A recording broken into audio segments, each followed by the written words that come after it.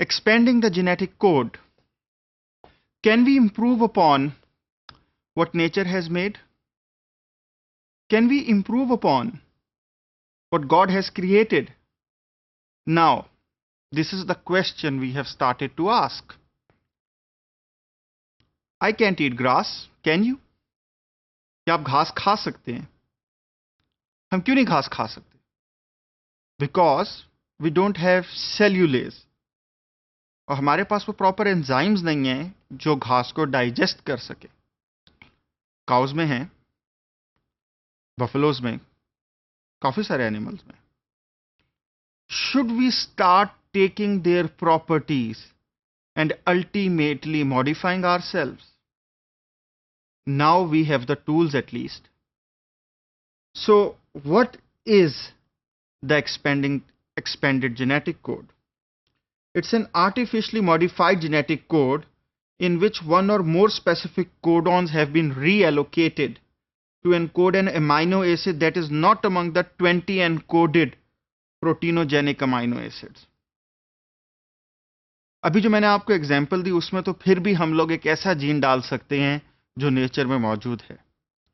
But what about if we start producing things जो natural systems बनाते ही नहीं है? मसलन मैं अमाइनो एसिड की जगह कुछ और पॉलीमर लगा दूं, मैं एक पॉलीलैक्टेट, एक लंबी लैक्टिक एसिड की चेन बनाना स्टार्ट कर दूं, मैं उसको बैक्टीरिया में एनकोड कर दूं, तो अल्टीमेटली बैक्टीरिया प्लास्टिक बना रहा होगा. अभी तक हम प्लास्टिक सिर्फ सिंथेटिकली बना सकते हैं, it's a synthetic polymer. But can we use a natural system to make something synthetic? If we can master this expanded genetic code, then definitely we can. The prerequisite to expand such a code is that you need a non-standard amino acid to encode. आपके पास सबसे पहले तो एक ऐसा amino acid होना चाहिए जो amino acid basically amino acid ना हो, जो बेसिकली एक सिंथेटिक मॉलिक्यूल हो जो एक ट्रांसफर आरएनए पे लगाओ. अब जो थर्ड पॉइंट है वो मैंने आपको बोल दिया कि ट्रांसफर आरएनए जो रिकॉग्नाइज करे एक ऐसा कोडॉन. तो आपके पास एक अनयूज्ड कोडॉन होना चाहिए जो सिस्टम में मौजूद हो. आपके पास एक ट्रांसफर आरएनए होना चाहिए जो उस कोडॉन को रिकॉग्नाइज करे. और आपके पास ऐसा टीआरएनए सिंथेज होना चाहिए जो बेसिकली उसको उस ट्रांसफर आरएनए से उतारे और उसके ऊपर लगाए. ठीक है, लेकिन we studied about that pretty much all the codons were consumed. I will come back to that later. What you are watching on your screen is that this is list of a few non-standard amino acids which people have already used to encode in an artificial system. Up till now around 71 amino acids, non-standard amino acids as we call them, in comparison with the natural amino acids, they have been tried and tested in various systems including bacteria, yeast and mammalian systems. So लेकिन ऐसा करने के लिए how can you do that? What are the how would you be able to basically put a synthetic amino acid on? We have seen that there is no place for a codon to be modified, क्योंकि आपके पास जो 64 combinations थे वो pretty much exhaust हुए हैं by coding for some amino acid. So, but we can work on that as well, on which I am coming to. One feature to be exploited in this genetic code is aminosyl tRNA synthetase. क्योंकि amino acyl अगर आप उसका जो enzyme देखें तो basically if you look at this picture very carefully, आपके पास ये जो है ये एंटीकोडॉन है. ठीक है, दिस इज एंटीकोडॉन.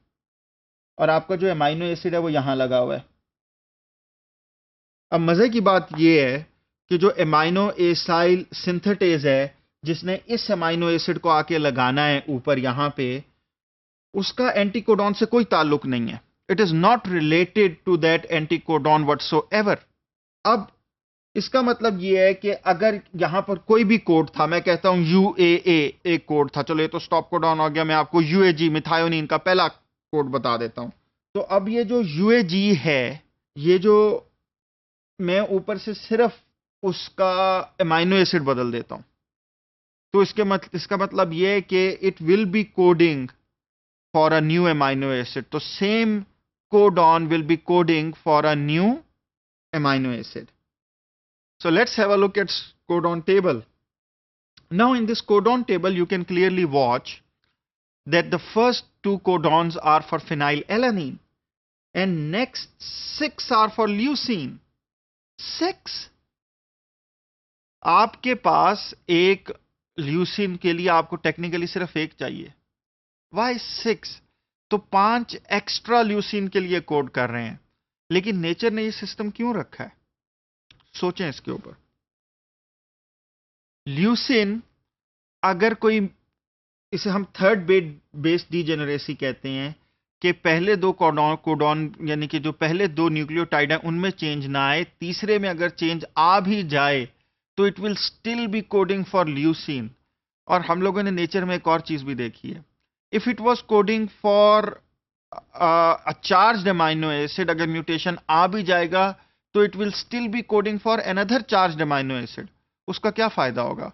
उसका यह फायदा होगा कि अल्टीमेटली जो म्यूटेशन आएगी उससे बहुत ज्यादा डेट्रीमेंटल अफेक्ट नहीं होगा.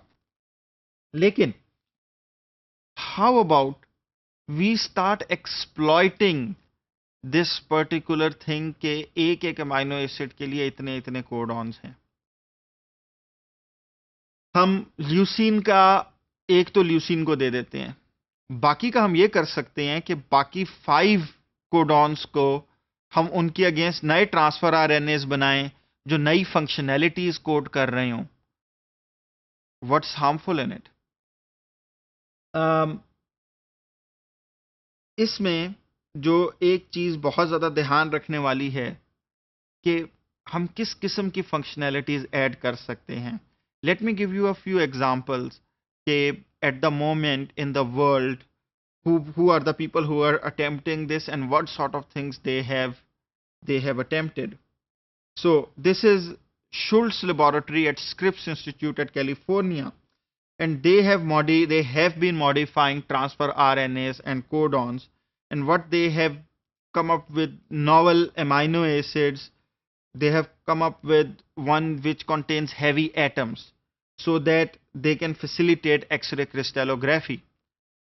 They have come up with fluorescent or infrared active side chains to probe protein structure.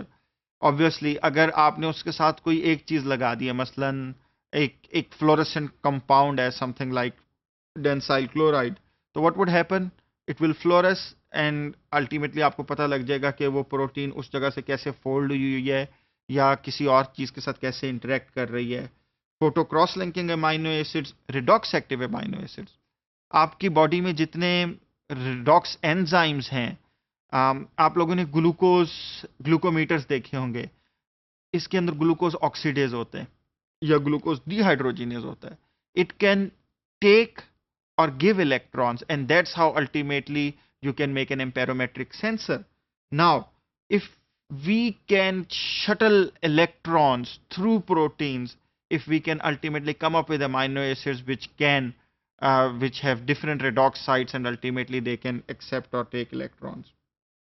They have used these unnatural amino acids as a mechanism to break immunological tolerance to self proteins, to generate vaccines and explore the underlying mechanism of autoimmune diseases.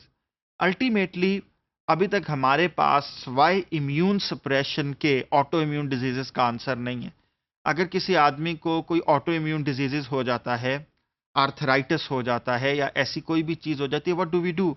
हम उस बेचारे बंदे को immune suppression कराते हैं और उसके बाद अल्टीमेटली वो बंदा मोर वल्नरेबल होता है बाकी डिजीजेस को, लेकिन उसकी लाइफ बचाने के लिए हमें ये करना पड़ता है.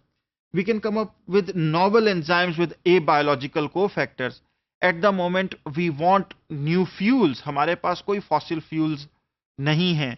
क्यों नहीं है? क्योंकि ultimately अभी हम जो cellulase है, दरख्तों का, उसको हम इस तरह नहीं ब्रेक कर सकते कि वो बिल्कुल ग्लूकोज में आ जाए, सेलुलोज को, sorry, cellulose is the enzyme which breaks that mass. Ultimately, can we make such enzymes which have novel functionality, which can provide answers to the energy crisis which we are having right now? To generate antibodies and peptides with high affinity or selectivity for proteases and other extracellular proteins using phage display libraries containing unnatural amino acids. हम काफ़ी सारी diseases के खिलाफ जिनके पास हमारे पास अभी ना vaccines हैं ना एंटीबॉडीज़ हैं, we can ultimately target them through these unnatural amino acids, and we can generate bifunctional antibodies and antibody drug conjugates as novel therapeutics. This is not a dream. People are already doing it, at least in Schultz laboratory. Similarly, they are also creating different probes and helping scientists to identify how protein structure is related with its function and ultimately how we can control it further. लेकिन किसी भी ऐसे system को हम लोग, we don't have a whole synthetic system just yet, but can we do it in parallel with the current system? Here comes in this guy known as Jason Chin, who is working in University of Cambridge, and he has done something marvelous. What he has done is he is hacking into mitochondria. Now we know mitochondria are known as powerhouse of the cells, and mitochondria can live independently in your cell. They have their own ribosomal machinery. तो आप बाकी cell को वैसे ही function करने दें जैसे वो एक सेल जिंदा है, वो आराम से जिंदा रहे organism.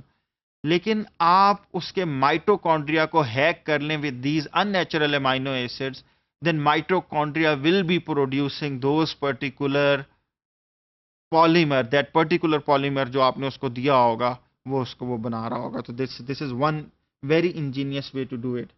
Now let me give you one last example which is actually so groundbreaking that it's amazing. हमारे पास कितने न्यूक्लियोटाइड्स थे? 4, ATCG. तो हम लोग बेसिकली 4 हमको न्यूक्लियोटाइड्स ने कोड किया था. हम लोगों ने देखा कि वो ट्रिपलेट कोड के ऊपर बेस करता था, तो 4 into 4 into 4 we ultimately came up के 64 वेज से अल्टीमेटली ये कंबाइन हो सकता है. But now this particular guy has done an amazing job. What he has done is that he has created a new pair known as P and Z. His name is Steve Benner from Scripps Institute. Again, Scripps Institute in California is leading this research. Now we have 6. अब हम 4 into 3 नहीं कर रहे होंगे, 4 into 4 into 4 नहीं कर रहे होंगे. Now we are doing 6 into 6 into 6. Can you imagine that we can expand on the genetic code? And they have tried this. It is stable at the moment in this base pairs.